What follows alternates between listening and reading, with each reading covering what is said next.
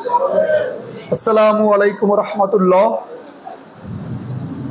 আজকে আমরা কিন্তু দেখতে পাচ্ছি দেশের গুরুত্বপূর্ণ অনেক জেলা পানির নিচে। ভারত পানি সন্ত্রাস চালিয়েছে আমাদের উপর। এই ভারতের পানি সন্ত্রাসের শিকার বাংলাদেশ। এরকম একটা পরিস্থিতিতে আনসার ভাই, আপনারা যেভাবে আন্দোলন করছেন, পুরো শাহবাগটাকে অচল করে দিয়ে যে আন্দোলন আপনারা করছেন, তা কতটুকু যুক্তিসঙ্গত?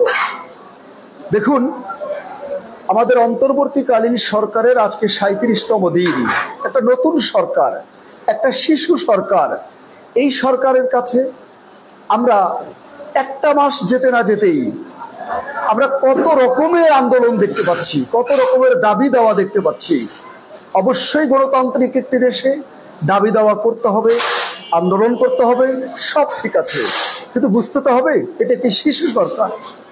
আমরা কি পারি না একটু সময় দিতে? যাক না ১-২ মাস। এই দেশটা তো অনেক অস্থিরতায় আছে। গত স্বৈরাচারী সরকার খুনি হাসিনা, তারা এই দেশে যে স্বৈরতন্ত্র চালু করেছিল, তার ছাপ কিন্তু প্রত্যেকটি জায়গায় জায়গায়।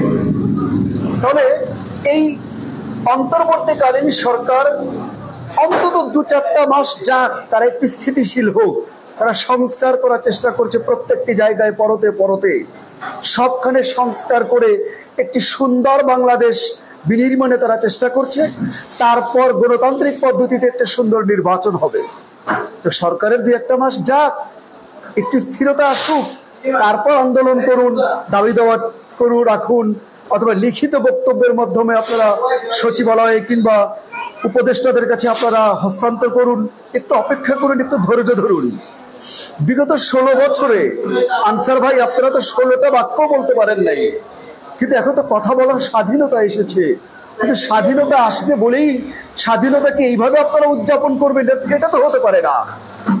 আমি মনে করি, একদিকে যেখানে বন্যায় পুরো দেশের নির্দিষ্ট জেলাগুলো ভেসে গেছে, লাশের উপরে লাশ, কত মানুষের জীবন চলে যাচ্ছে, যেখানে ত্রাণ সামগ্রী পাঠানো দরকার, বেঁচে থাকা দরকার, এমন একটি কঠিন পরিস্থিতি।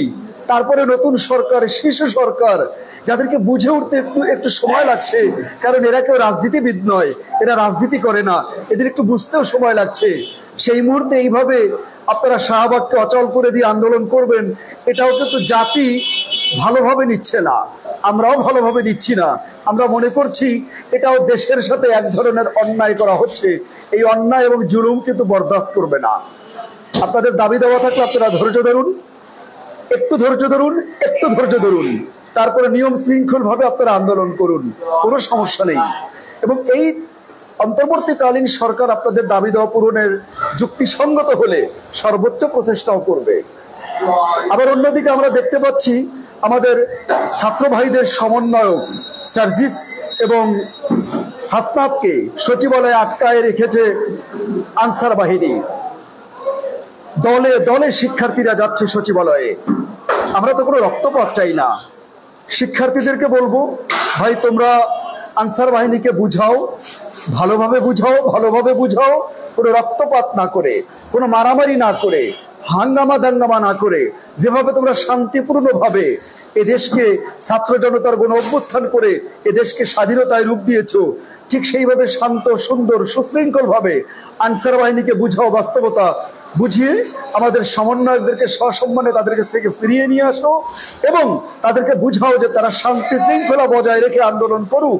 এই আন্দোলনে আমরা সমর্থন জাগাবো, তবে এখনই আন্দোলনের সময় নয়। এখন ধৈর্য ধারণ করে অন্তর্বর্তীকালীন সরকারকে সময় দিয়ে দেশকে সংস্কার করার সুযোগ দেওয়াটাই যুক্তিসঙ্গত। অথবা আনসার বাহিনীদের মতো যারাই এখন কোনো দাবি দেওয়া নিয়ে মাঠে নামছে, তারাই দেশের সাথে অন্যায় করছে, তারাও কিন্তু দেশের শত্রু বলে বিবেচিত হবে ছাত্র জনতার কাছে। অর্থাৎ যারাই দাবি দেওয়া নিয়ে নামবেন, তারা একটু বুঝে শুনে নামবেন। এখন দাবি দেওয়ার সময় আসেনি। শিশু সরকারকে সহযোগিতা করুন। আসসালামু আলাইকুম রহমতুল্লাহ।